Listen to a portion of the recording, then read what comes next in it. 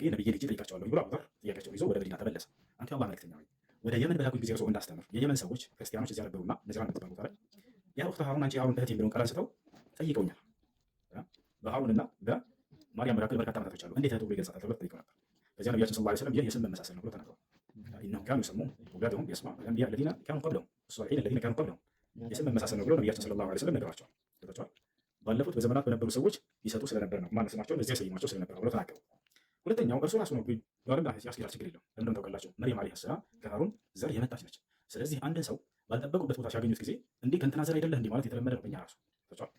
ለምሳሌ ቅድመ አያታችሁ ደግና መልካም ነው እንበል፣ አባታችሁ አባት ምናምን አልፉ፣ እናንተን ደግሞ ልክ እንደዛ እንደ ቅድመ አያታችሁ አድርገው ያያችኋል። በዚህ አካባቢ ደግና መልካም አድርገው ያስባቸዋል። ከዛ እንደገና ያልጠበቁበት ቦታ ግን እንዴ አንተ እንትና ልጅ አይደለህ እንዴ ብለው ቅድመ አያትን ይጠቅሳሉ። ምክንያቱም የግዴታ አባት መሆን አለበት አይደል? ስለዚህ የሃሩን ዓለይሂ ሰላም የልጁ ልጅ አካባቢያችን ነፍሷ ወደ እርሱ አስጠጓት። ሃሩንን በጽድቅ ስለሚያውቁት አይሁዳውያን የእስራኤል ህዝቦች አንቺ በእርሱ የመጣሽ እንዴት ዛሬ አጸያፊ ቦታ ላይ እንዴት እናገኝሻለን ብለው ያጥቷታል።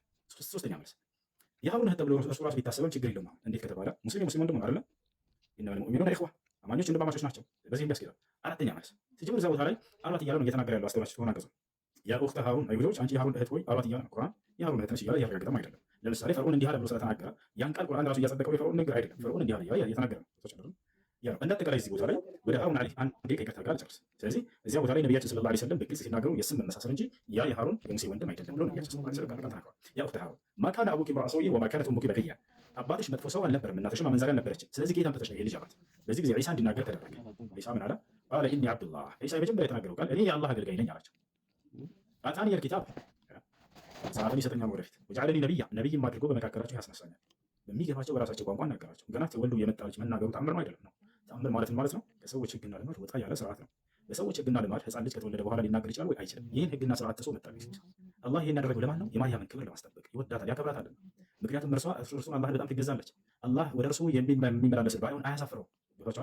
ራሱ የአንድ ቀን ተአምር በእርሷ ላይ አድርጎ አልጣላትም ለይሁዳውያኖች። ነገር ግን ከእርሷ ጋር ያንን ህፃኑ ልጅ ድንቅ ተአምረኛ ልጅ አደረገው። ኢኒ ዐብዱላህ አላቸው። እኔ የአላህ ባሪያና አገልጋይ ነኝ። አታኒ አልኪታብ መጽሐፍን ይሰጠኛል፣ ወጀዐለኒ ነቢያ፣ ነቢይም አድርጎ ይልከኛል በመካከላቸው።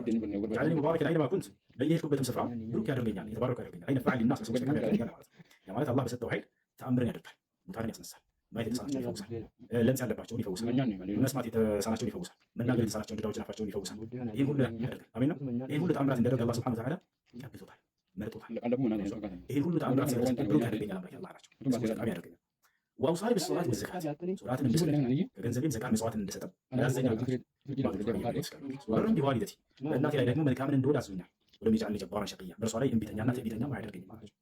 ወሰላሙ ዐለይየ የውመ ወሊድቱ ወየውመ አሙቱ ወየውመ ኡብዐሱ ሐያ፣ በተወለድኩም ጊዜ በምሞትም ጊዜ እንዲሁም ደግሞ በትንሣኤ ቀን በምነሳም ጊዜ የአላህ ሰላም በእኔ ላይ ይሆናል።